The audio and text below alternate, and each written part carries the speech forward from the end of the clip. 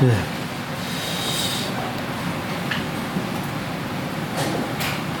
오늘은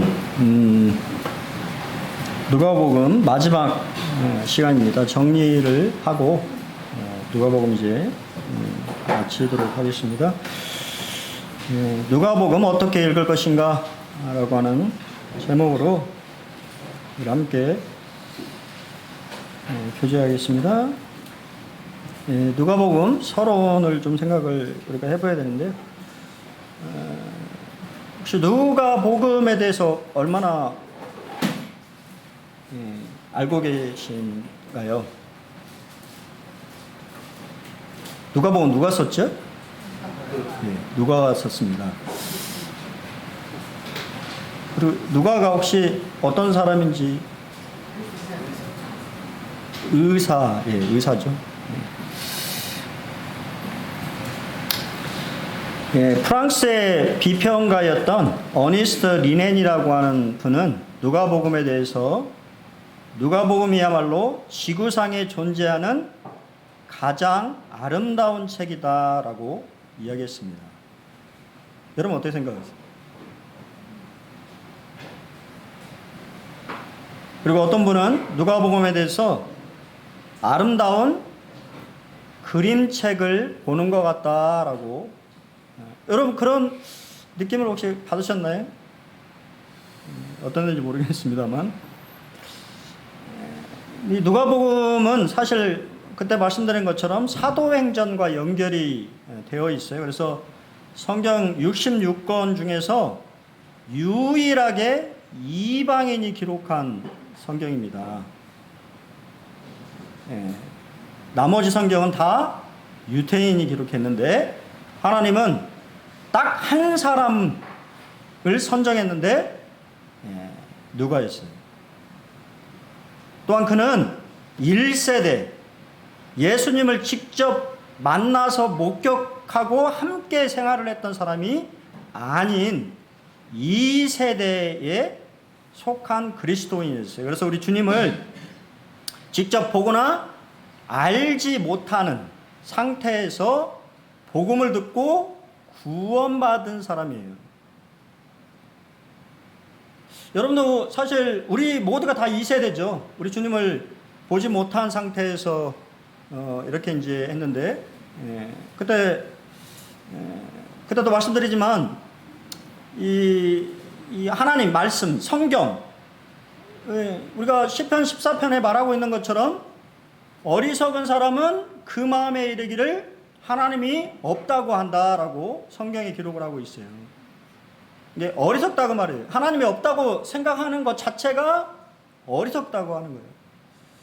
우리가 잘 아는 것처럼 이 국제 기도원협회 성서 이 공회라고 하는 곳이 생긴 이유가 있는데, 그게 뭐냐면 원래 예수 믿지 않는 사람들이 이 성경이 거짓이라고 하는 것을 파헤치기 위하여서 정기적으로 모임을 가졌고, 그 모임을 가진 결과 내린 결론이 성경은 사실이고 하나님의 말씀이다.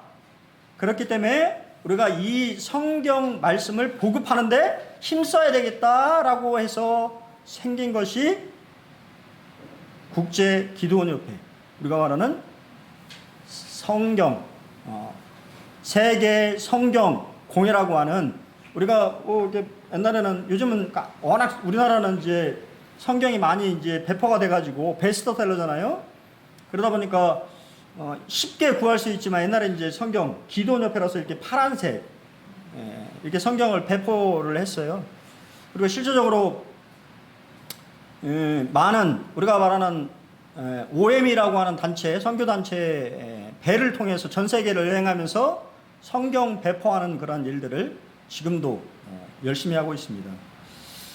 그러면 이 누가복음을 어떻게 사실은 기록했냐면 면담을 통해서 했어요.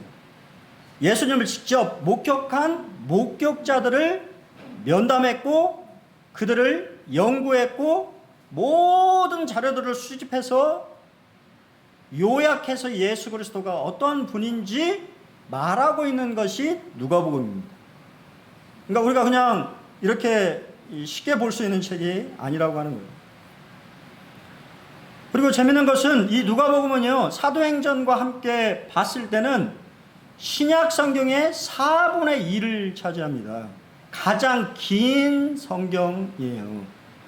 오히려 사도 바울이 집필하고 썼다고 하는, 우리가 이제 이 성경 학자마다 좀 다른데요. 이제 히브리서를 바울의 저작으로 보는 경우도 있고 그렇지 않은 경우도 있어요.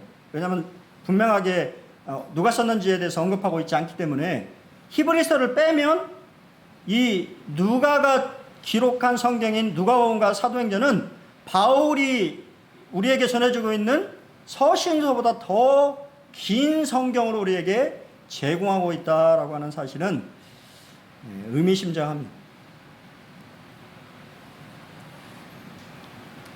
사실 이 누가복음은요, 이방인들에게 가장 친절한 복음서예요. 옛날에 저도 처음 복음을 들었을 때 앞선 형제님들이 이런 얘기를 하시죠. 그게 아마 요한복음을 좋아해서 그러셨던 것 같아요. 마태복음은 어렵습니다. 지금도 마태복음은, 여러분 어떠세요? 마태복음 쉬운가요? 어려워요. 막 알지 못하는 사람 이야기를 막 족보, 누구를 낳고 누구를 낳고 누구를 낳고 누구를 낳았다고 하는 이야기가 거의 한 장 전체에 걸쳐 있다 보니까 도대체 낳은 게 나하고 무슨 상관이 있나 라고 하는 생각이 들어서 재미가 없습니다. 왜냐하면 마태복음은 유대인을 초점으로 해서 썼기 때문입니다. 마가복음은 로마인들을 생각하면서 썼어요. 그래서 이 마가복음의 특징은 종으로 오신 예수님에 대해서 그리고 있어서 종은 족보도 필요 없고 바로 뭐 해야 돼요? 일을 해야 되는 거예요. 그렇기 때문에 공생의 사역부터 시작합니다. 그래서 마가복음에 반복해서 나오는 단어가 즉시 곧이라고 하는 단어예요. 종은 하나님의 말씀하시면 바로 그냥 즉시 곧 순종하는 것입니다. 자기 의견이 없는 거예요. 그것이 마가복음이에요. 그렇기 때문에 잘 알지 못하는 사람이 마가복음을 읽으면 무슨 내용인지 모르는 거예요. 요한복음은 더 어렵습니다. 요한복음을 이게 구원받으신 분들이 봤을 때는 상당히 은혜롭고 말씀이 좋게 느껴져서 요한복음을 읽으라고 얘기를 하는데, 요한복음은 상당히 영적인 책이에요. 영적으로 구원받지 않은 사람들, 설명해 주지 않는 사람들이 읽으면 무슨 말인지 잘 이해가 안 됩니다. 왜냐하면 요한복음의 시작은 영원으로 고속당해요. 영원. 태초라고 하는 말이 영원이라고 하는 뜻이에요. 그러니 하나님은 누구라고 하는 사람을 통해서 우리에게 인간 대신 예수님의 모습을 가장 잘 설명해 주는 이방인을 위한 책인 누가복음을 저술하도록 했고, 우리가 봤을 때 복음서를 읽으시려면 누가복음을 읽으셔야 돼요. 가장 자세하게 설명을 하고 있습니다. 그래서 실제적으로 한글로 번역된 최초의 책도 누가복음입니다. 스코틀랜드의 선교부 소속이던 중국 선교사였던 존 로스는 중국 심양 근처에서 만난 조선 사람들을 통해 조선이라고 하는 나라를 알게 되었고, 그 조선에는 아녀자들도 쉽게 익힐 수 있는 한글이라는 문자가 있음을 알게 되었습니다. 더구나 당시 조선은 서양 종교의 포교 활동이 금지되어 있어 로스는 성경의 한글 번역을 통한 선교가 가장 효과적일 것이라고 예상하고 조선 사람들의 도움을 받아 1878년 성경 번역을 시작해서 5년이라고 하는 시간을 걸려서 1882년에 중국 심양 문강서원에서 단편 성경인 누가복음을 3000부 발행했어요. 이 존 로스라고 하는 선교사가 영적인 식견이 있는 거예요. 이방인을 위해서 쓴 이 성경, 그리고 여자도 쉽게 읽을 수 있다라고 판단해서 처음 번역한 성경이 누가복음이에요. 참 신기해요. 우리는 발신자와 수신자를 좀 생각해 봐야 되는데요. 발신자는 잘 아는 것처럼 누가입니다. 누가는 시리아 안디옥 출신인 헬라인이에요. 유대인이 아닙니다. 그의 이름은 헬라식 이름이 루카스입니다. 혹시 여기에 스타워즈 시리즈를 좋아하시는 분이 계시는지 모르겠는데요. 스타워즈 시리즈를 만든 감독이 조지 루카스예요. 헬라식 이름을 말하고 있는 거죠. 루가의 뜻은 빛난다라고 하는 뜻으로 그 빛난다라고 하는 단어의 성경 이 헬라식 단어에서 빛의 밝기를 말하는 룩스라고 하는 단어가 파생되었어요. 저도 잘 몰랐는데 이렇게 이 전구에 다 빛의 밝기, 룩스, 맨 룩스라고 하는 말을 한다고 해요. 참 이 인물에 대해서 성경은 그럼 몇 번 언급했을까요? 3번 언급했습니다. 딱 3번 말하고 있어요. 누가가 빛나는 것은 어느 그리스도인이 말하는 것처럼 그리스도인의 덕목의 첫 번째는 뭘 같습니까? 뭘까요? 겸손이. 첫째도 겸손, 둘째도 겸손, 셋째도 겸손. 누가라고 하는 사람을 우리가 생각해 봤을 때 그는 참 겸손한 사람이었어요. 왜냐하면 신약성경 4분의 1인 그렇게 긴 성경을 저술했음에도 불구하고 자기 이름을 밝히고 있지 않습니다. 누가복음에서는 한 번도 언급하고 있지 않고 사도행전에서도 뭐라고 했을까요? 우리라고 하는 말을 통해서 자신이 포함되어 있다라고 하는 것은 간접적으로만 말하고 있습니다. 누가라고 하는 사람은 그렇습니다. 자신의 이름을 빛낸 것이 아니에요.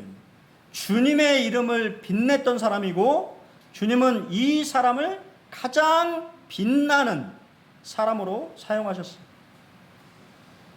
여러분 우리도 마찬가지예요. 우리는 때때로 우리 자신의 모습, 우리 자신의 이름, 우리를 나타내려고 참 묻어내 애를 쓰는데 그리스도는 그래서는 안 되는 거예요. 그리스도는 주님을 자랑하는 것입니다. 주님을 자랑했을 때 주님이 여러분의 이름을 높이시는 것입니다. 성경이 딱 3번 나오는데 첫 번째는 바울의 동역자라고 언급하고 있어요. 빌레몬서 1장 24절에 보면 또한 나의 동역자 마가 아리스다고 데마 누가가 문안하니라. 여기 빌레몬서를 쓸 때에 누가는 가장 마지막에 언급되어 있어요. 바울이 동역자들을 생각하면서 가장 먼저 떠오른 사람은 마가였습니다. 그리고 두 번째는 아리스다고 세 번째가 데마였고 마지막으로 루가였어요. 루가는 스데반의 순교 사역으로 흩어진 그리스도인들을 통해서 복음을 듣고 구원을 받았습니다. 바울을 통해서 구원받은 것이 아니에요. 성경은 그가 어떻게 구원받았는지에 대해서 말하고 있지는 않아요. 하지만 그가 바울의 2차 선교 여행 때 드로아에서 바울의 전도팀에 합류했다라고 성경은 기록하고 있습니다. 동역자, 헬라어로는 스네르고스라고 하는 말입니다. 함께 일하는 사람. 여러분 동역자이십니까? 여러분 스스로에게 물어보십시오. 나는 하나님의 동역자입니다. 함께 일하는 사람. 어느 목사님이 이렇게 말하는데 참 마음에 와닿았어요. 함께 먹고, 함께 굶고, 함께 걷고, 함께 일하고, 함께 고난에 동참하는 자가 진정한 동역자다. 여러분 그러고 있습니다. 여러분 하나님의 동역자입니까? 하나님의 일에 또 교회의 일에 여러분 함께 하셔야 돼요. 내가 어떤 일이 있어서 못하면 기도로 동역하시면 되는 거죠. 고린도서 3장 9절에 우리는 하나님의 동역자들이요 너희는 하나님의 밭이요 하나님의 집이라고 말했습니다. 우리는 하나님의 집인 교회를 세워나가는, 보이지는 않지만 아름답게 세워나가는, 교회는 건물이 아니고 구원받은 그리스도인들의 모임이잖아요. 그들을 세워가는 일들을 감당하는 동역자들이라고 하는 거예요. 제가 처음 누가복음 시작했을 때 들었던 예화입니다. 참 한번 가보고 싶어요. 미국에 있는데요. 레드우드라고 하는 국립공원입니다. 이 레드우드라고 하는 곳, 이 나무가 뭐냐면 미국 샌프란시스코에서 세계에서 가장 높은 나무로 자라는 나무가 레드우드입니다. 근데 이 나무의 뿌리가 불과 3, 4m밖에 안 돼요. 자라는 것이 120m까지 자라는데 뿌리는 3, 4m밖에 안 돼요. 왜 그럴까요? 뭐 어떻게 버틸 수 있을까요? 그렇게 높이 자라는데 이런 거목이. 며칠 전에 전북권 뉴스를 고창에 400년 된 나무 막 이렇게 얘기를 하면서 봤는데, 여러분 뭘 보셨는지 모르겠지만 저는 이 나무를 딱 봤는데 뭐 아름답다 그것보다 이 나무마다 다 이렇게 지지대를, 그 무게를 못 이겨가지고 지지대를 다 막 이렇게 세워놨어요. 저는 그게 눈에 들어오더라고요. 그러니까 그 자체 나무가 이제는 그냥 혼자는 뭘 할 수가 없는, 인간의 도움으로 지지대를 받쳐야만이 버틸 수 있는 그 나무의 모습이 뭔가 좀 짠하기도 하고, 저는 개인적으로 짠하더라고요. 인간의 욕심이 아닌가? 그냥 내버려둬서 그냥 자연으로 돌아가는 것이 걔한테도 나은 거 아닌가라고 하는 생각도 들고, 뭔가 좀 짠한 느낌이 제 마음속에 좀 들었어요. 근데 어떻게 됐든 간에 이렇게 보존해 있는. 근데 이 레드우드는요, 어떻게 2000년 동안 자랄 수 있었냐면 바로 그 비결이 옆에 있는 나무 뿌리와 강하게 얽혀 있기 때문이라고 하는 거예요. 혼자 서 있는 것이 아니고 주변에 있는 레드우드 나무들끼리 서로 뒤엉켜져 있어서 버틸 수 있는, 심지어 뿌리를 통해서 서로 영양분을 공급하는. 어제 저는 사실 안 가고 싶었어요. 멀리 이렇게 장거리 여행하는 것도 뭐 좀 힘이 들지만 제 마음속에 토요일은 웬만하면 약속을 안 잡으려고 노력합니다. 왜냐하면 주일 말씀에 좀 집중하기 위해서 토요일은 웬만하면 교회에서 시간을 좀 보내려고 참 노력을 하는데요. 저희 자매가 부탁을 하더라고요. 교회 음향 캠프가 있는데 가야 되겠다는 거예요. 근데 제가 가봤거든요. 분당에 결혼식에서 가봤는데 엄청 불편합니다. 자가가 아니고서는 서울에 갔다가 다시 내려오는 여러 가지 이렇게 지하철 타야 되고 여러 가지 불편해요.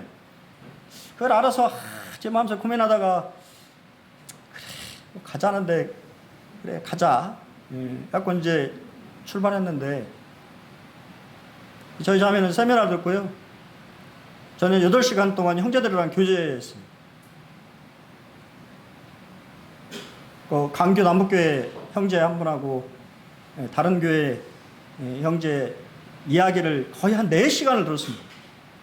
많이 침체되어 있고 어렵고 내가 말할 기회도 안 주고 막 형제가 마음에 어려운 이야기들을 저한테 막 얘기를 하는데 그냥 들어만 줬어요. 뭐라고 말을 하기가 참 그랬어요. 그냥 들어주는 것만으로도 아마 그 형제에게는 큰 힘이 되지 않았을까라고 하는 생각이 제 마음속에 참 들었어요. 왜냐하면 전혀 그 형제도 제가 올지를, 제가 좀 잘못하는 게 연락을 잘 안 하거든요. 그 형제도 상당히 오랜만에 이제 연락해서 이야기를 한참 들어주고 교제를 했습니다.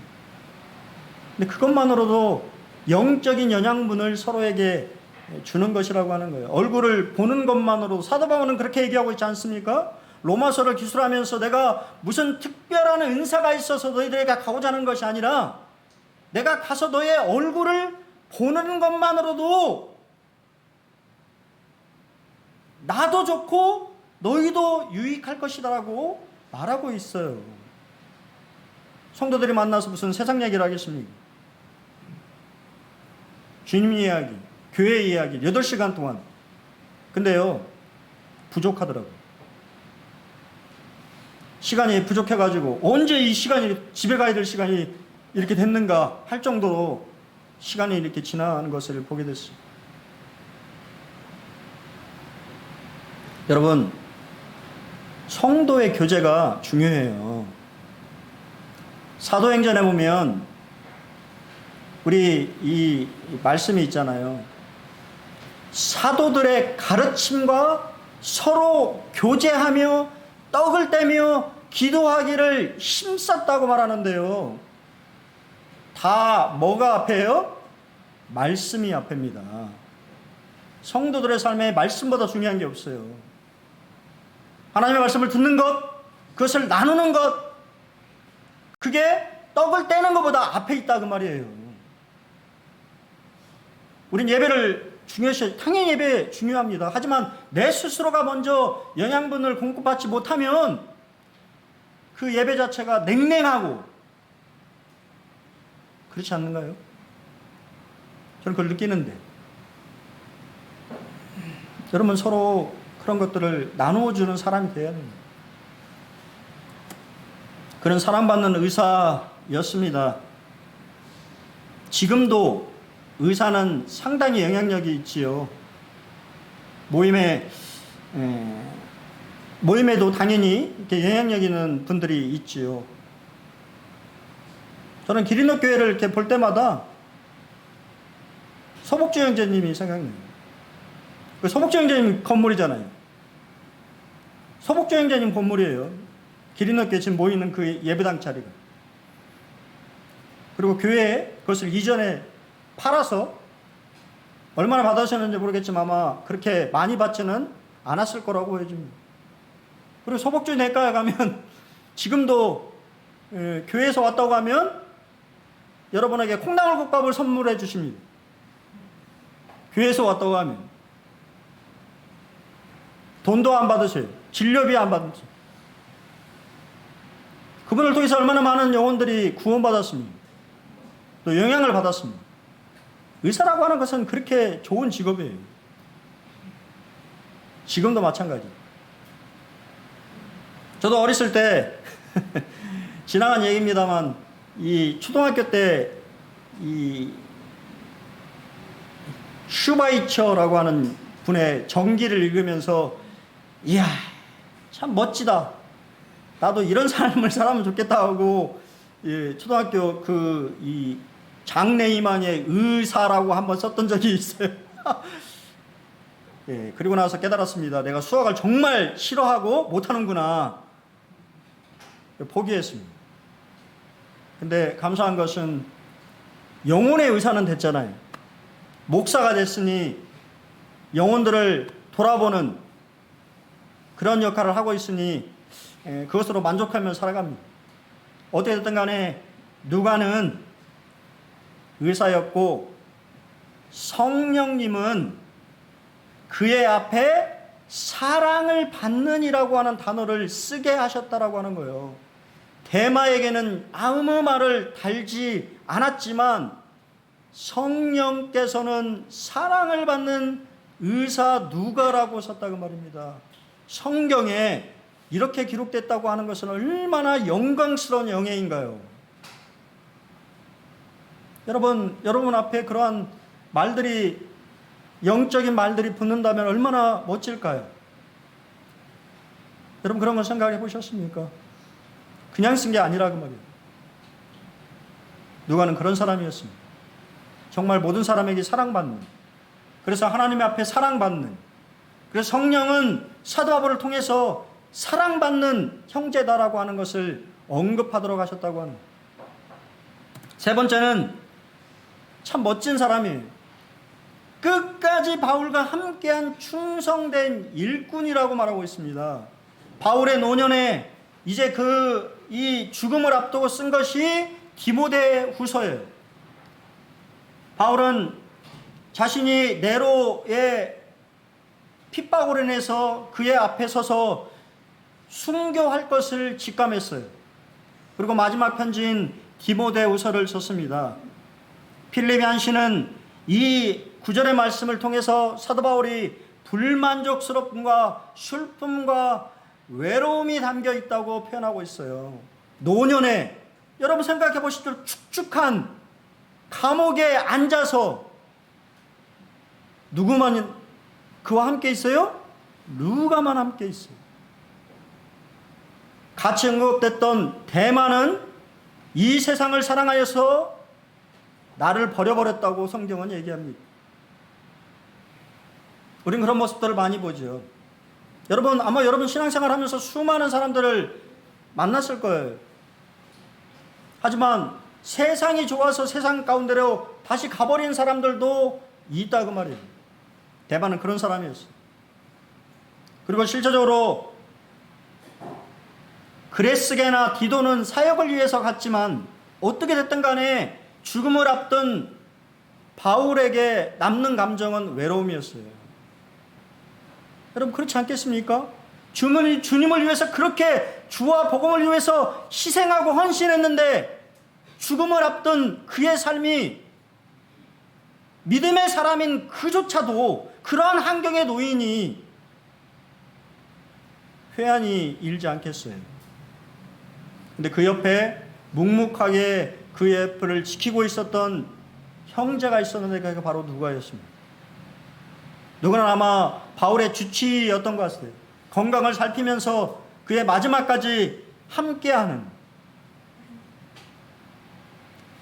옛날에 제가 그런 감정을 좀 느낀 적이 있는데요. 한 성도님 아버지인가요? 그 장례를 치르면서 제가 느꼈던 감정이 뭐냐면 끝까지 함께하는 사람들은 교회 성도들이더라고요. 가족들도 있겠습니다만 장지에까지 그분이 묻히는 데까지 함께 하고 있는 분들을 제가 이렇게 유심히 봤는데요. 교회 성도들이었어요. 여러분 그런 분들이 되시길 바랍니다. 힘들고 어려운 그러한 가운데 있는 분들의 옆에 있어줄 수 있는 그리스도인, 참 멋진 그리스도인 아닌가요? 그런 분들이 되었으면 참 좋겠습니다. 수신자는 데오빌로입니다. 데오빌로는 카카라고 하는 크리스토스라고 하는 단어를 쓰고 있는데 이 카카라고 하는 단어는 아무나 안 쓰는 거죠. 우리나라도 카카라고 하는 호칭을 쓴 분이 있죠? 김동영지 알아요? 몰라요? 정치에 별로 관심이 없군요. 전두환 대통령이 카카라고 썼죠. 카카. 그 다음에 박정희도 카카라고 썼어요. 자기를 높인 것이지. 근데 성경에 이 단어를 쓴 사람이 3명인데 그 3명이 바로 데오빌로, 총독 벨릭스, 총독 베스도라고 하는 사람입니다. 총독은 그 나라를 다스리는 사람을 말하는 거예요. 로마의 제국 안에 있는 나라를 다스린 사람에게만 붙이는 호칭이 카카라고 하는 호칭이에요.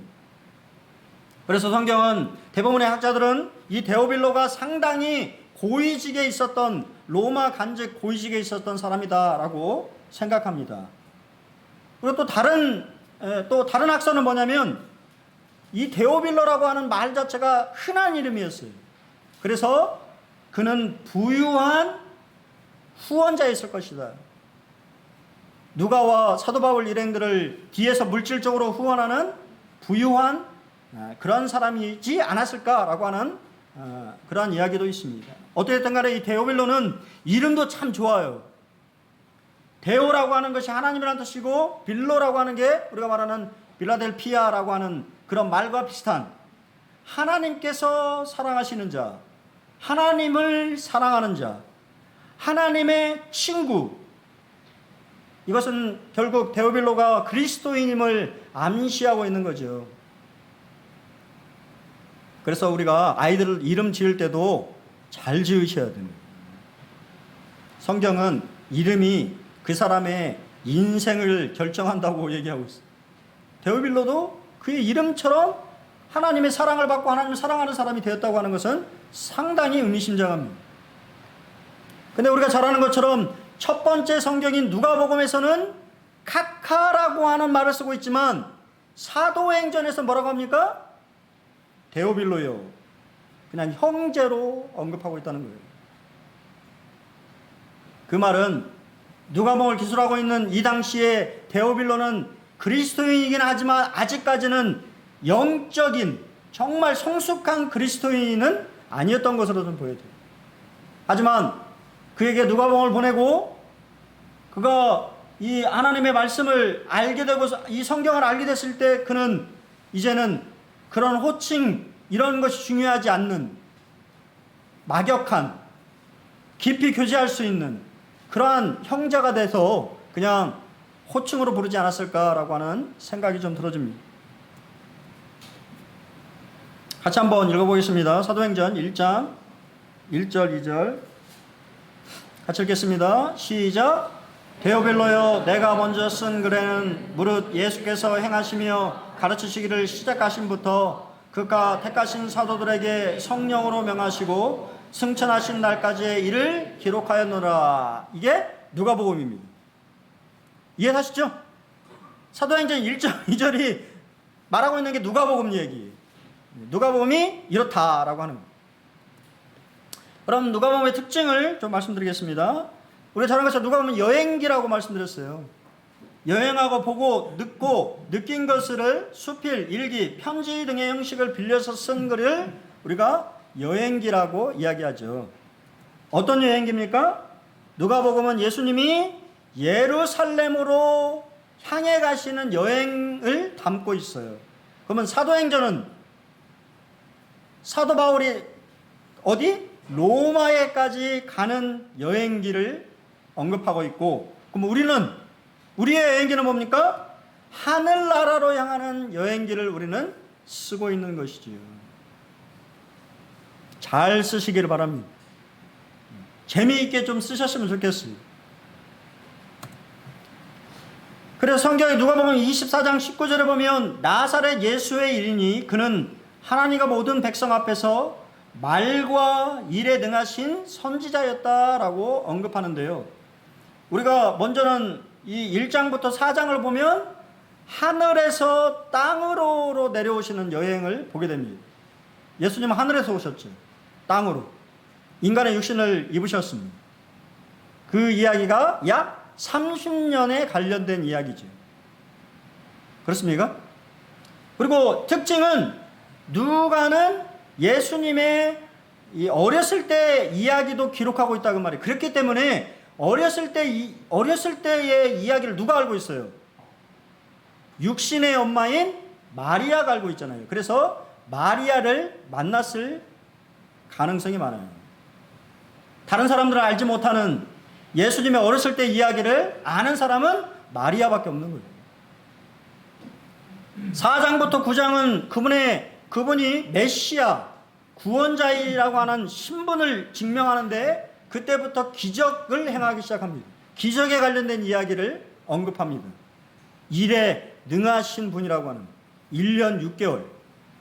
그리고 결국 그분은 예루살렘을 향한 여정을 시작하시는데 유대와 베레아를 거치게 되고 유대와 베레아를 거치면서 비유로 통해서 여러 가지 말씀들을 우리에게 말씀하십니다.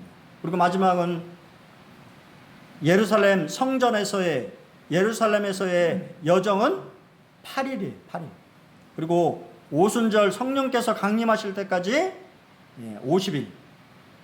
부활하시고 40일을 이 땅에 계셨고 10일 지난 후에 성령께서 오순절날 강림하셨어요.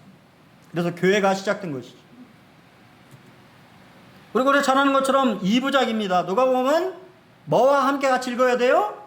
사도행전과 함께 읽으셔야 돼요. 그래서 그때도 말씀드린 것처럼 바로 시작할까 생각했는데 조금 텀을 드리는 것이 유익할까서 사도행전은 내년부터 좀 말씀을 같이 좀 보는 걸로 그렇게 하겠습니다. 2부작 마태, 마가, 요한은 다 부활의 기사로 끝을 맺고 있는데 누가복음만은 부활 후에 승천하신 이야기를 언급하면서 동일하게 우리의 시선을 사도행전 1장으로 가게 한다 그 말이에요. 그러면 누가복음을 왜 저술했느냐? 저술 목적을 보겠습니다. 그것은 바로 복음 전도에 교회가 힘써야 된다라고 하는 것을 우리에게 말하고자 하는 것입니다. 교회가 있는 목적은 영혼을 구원하는 일을 맡기셨어요.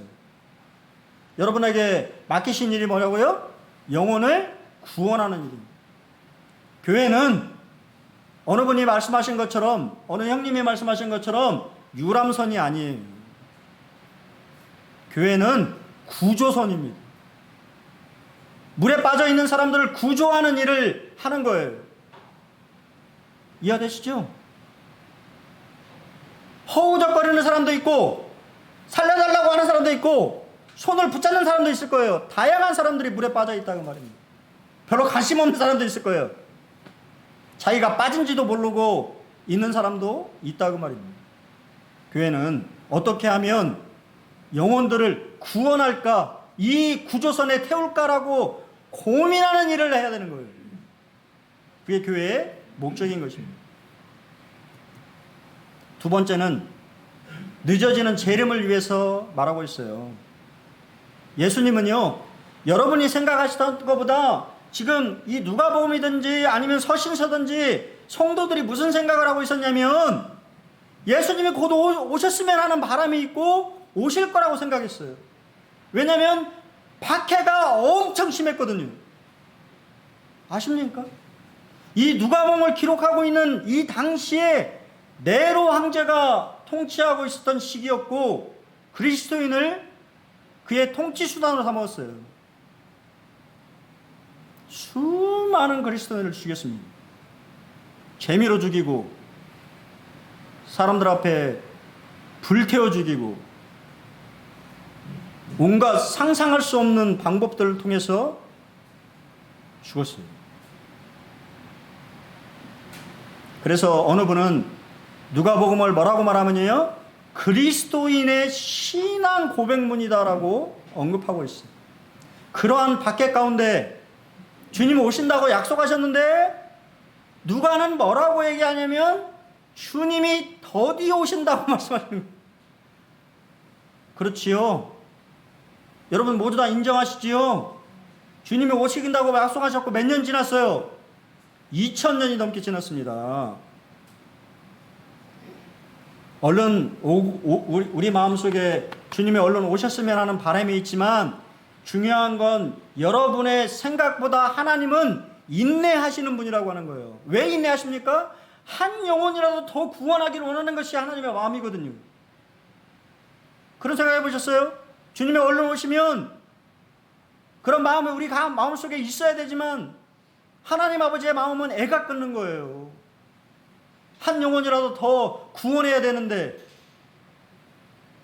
주님은 더디 오고 계십니다. 이 더디 온다라고 하는 거에 대해서 여러분 더디 오기 때문에 이 더디 오기 때문에 종들이 어떻게 한다고 마가복음에 나와 있어요? 존다고 얘기하잖아요. 졸고 있는 것이죠. 그래서 뭐라고 성경에 복음서 얘기합니까? 깨어있는 자가 복되다고 말씀하시는 거예요. 정신 차리고 있는 사람이 복되다고 말씀하시죠. 유대계의 것은 하나님의 나라는 이런 것이죠. 여전히 유대교는 예수님을 믿지 않잖아요. 그렇죠? 이스라엘에 가서 여러분이 찾아볼 수 없는 그것이 있는데 성경이 신약 성경. 그들은 뭐를 바라봅니까? 주님의 날을 바라보고 있어요. 주님의 날, 야곱의 날. 그날은 어떤 날입니까? 주님이 이 땅에 지상 재림하는 날. 왕으로, 백마 타고 오시는 왕으로, 메시아로 오실 날을 바라보고 있어요. 여전히 지금도 저 통곡의 앞에서 여러분이 생각하는 것보다 훨씬 더 진지하게 열정적으로 기도하고 있어요. 수많은 유태인들이 메시아를 기다리고 있어요. 근데 우리는 뭐를 보고 있습니까? 예수님의 탄생부터가 하나님의 나라가 이미 임한 것이에요. 성경은 그래서 하나님의 나라를 뭐라고 말합니까? 통치라고 하는 거예요. 통치. 하나님의 나라가 너희에게 가까이 왔다. 어떤 분에게 가까이 왔을 수도 있습니다. 아직 안 믿으신 분들. 하나님의 나라가 이미 너희에게 임하였느니라. 구원받으신 분들. 하나님의 나라가 너희 안에 있느니라. 여러분 마음속에 하나님의 나라가 있습니까? 하나님의 통치를 받고 있습니까? 천국을 우리가 바라고 있지만 중요한 건 성경은 통치를 말하고 있는 거예요. 세 번째는 누가는 기독교가요 로마 정부의 위협이 되지 않는다라고 하는 것을 서술하고 있어요. 그래서 우리가 잘 아는 것처럼 로마 직책의 호칭인 각하라고 하는 말을 사용하고 있고, 또 총독 빌라도가 3번이나 예수님에 대해서 내가 보니 이 사람은 죄가 없다라고 했다라고 하는 것을 3번이나 언급하고 있어요. 또한 사도행전에서는 로마 관리들이요 다 좋은 사람인 것처럼 언급되어 있어요. 호의적인 것처럼 언급되어 있습니다. 기독교에 대해서 의도적으로 그렇게 쓴 거예요. 기독교는 사실 우리가 사는 이 세상 정부와 적을 지고 있는 것은 아니지요. 왜? 우리의 나라가 이 땅에 있지 않기 때문입니다. 주님 말씀하신 것처럼. 그렇기 때문에 이 세상 막 그런 일들 어느 그 목사님이라고 해야 되나 막 정치에 언급하면서 기독교를 막 정치를 끌어들이는 잘못된 거예요. 정부를 비판하고. 기독교는 정부에 위협이 되지 않습니다. 그렇게 말하고 있지 않아요. 정부와 싸우라고 말하고 있지 않아요. 기독교 교리와 관련된 것에는 당연히 정부와 싸워야 되겠지만 그렇지 않은 거에 대해서는 협력하도록 말하고 있는 거예요. 네 번째는 사회적인 약자를 사랑하고 돌보도록 말하고 있습니다. 그래서 여인들, 가난한 사람들, 사회적, 인종적, 종교적으로 소외된 사람들을 언급하고 있어요.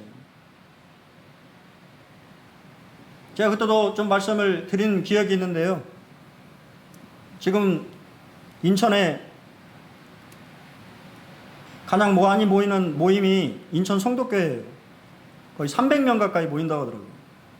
자리가 부족해가지고 예배당을 다시 뒤쪽에 땅을 사가지고 넓히려고 계획을 하고 있는데, 그분들은 어떤 생각하는지 모르겠지만 제가 분석하기에는 왜 하나님 그렇게 부흥을 허락하실까라고 생각하면, 여러분 뭐라고 생각하십니까?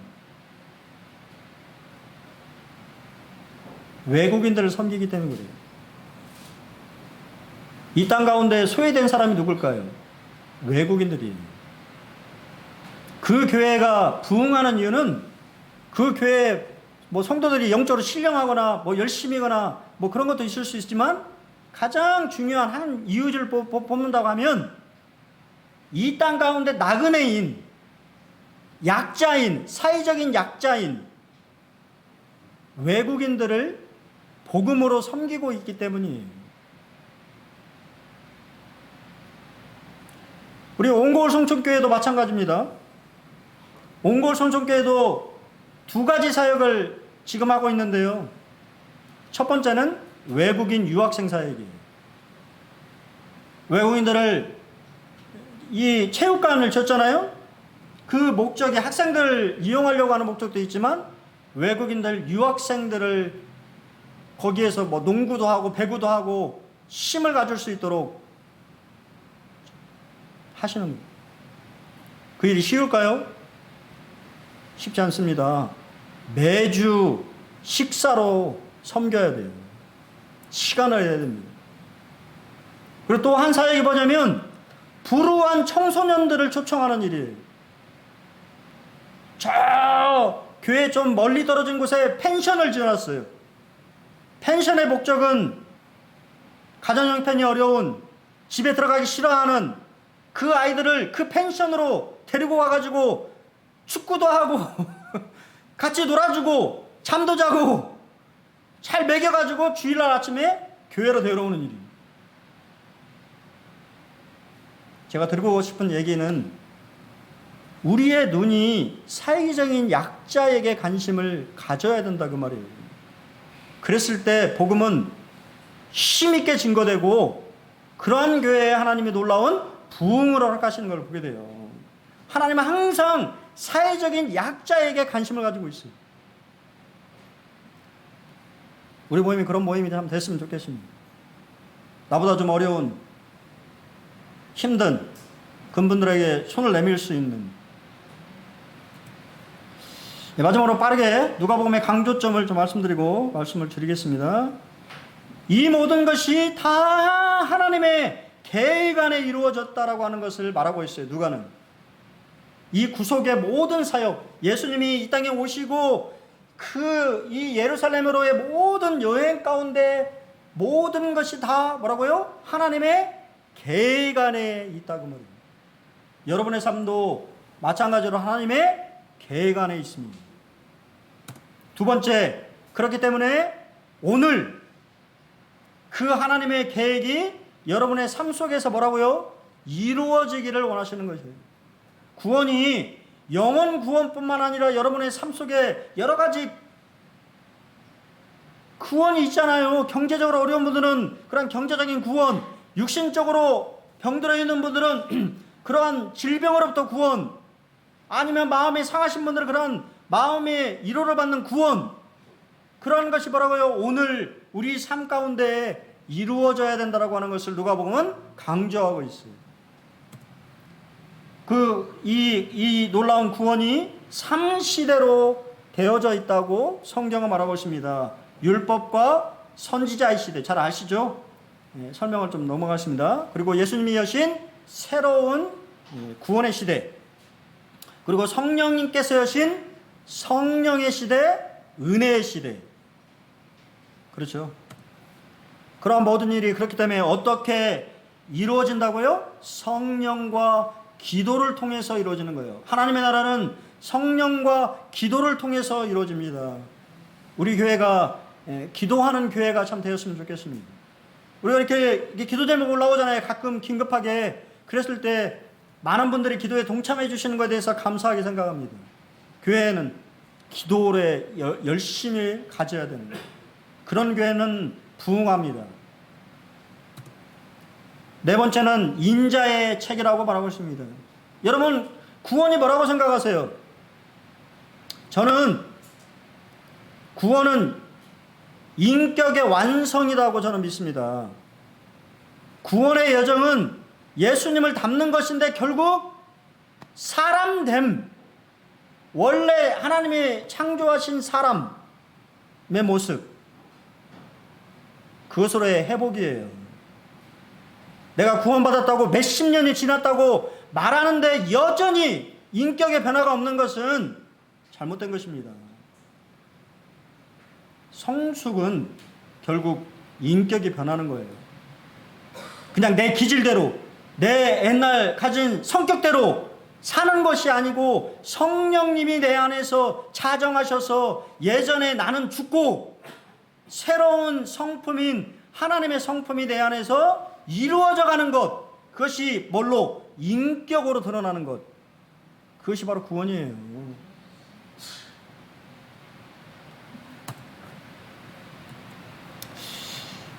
네, 저는 마지막으로 영국의 종교 개혁자들의 기도문을 말씀드리고 말씀을 줄이겠습니다. 복음으로서 칭찬받은 자 의사 누가를 부르사 영혼의 의사인 전도자가 되게 하신 전능하신 하나님이시여, 그가 전해주는 교리라는 유익한 약으로 우리 영혼의 모든 질병을 치유하게 하소서. 하나님 아들 우리 주 예수 그리스도의 공로로 빕니다. 우리 예수님이 말씀하셨죠.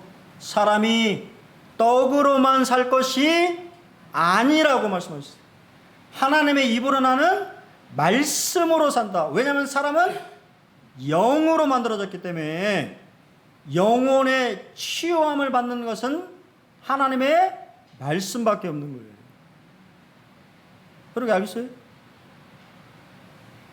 말씀. 그래서 구약, 신약 이것을 잘 우리 안에 섭취해야 됩니다. 그랬을 때 우리가 건강한 그리스도인이 될 수 있다. 참 아쉽네요. 제가 이렇게 보니까요 2년 6개월 걸리더라고요. 2년 6개월 누가복음 전장을 다 다루면서 저 스스로도 좀 많은 것들을 배우는 그런 시기가 된 것 같습니다. 다음 주에 지금 고민을 좀 하고 있어요. 그래서 어떠한 말씀들로 같이 이렇게 교제할까 기도해 주시고 또 좋은 말씀으로 같이 교제했으면 좋겠습니다. 감사합니다.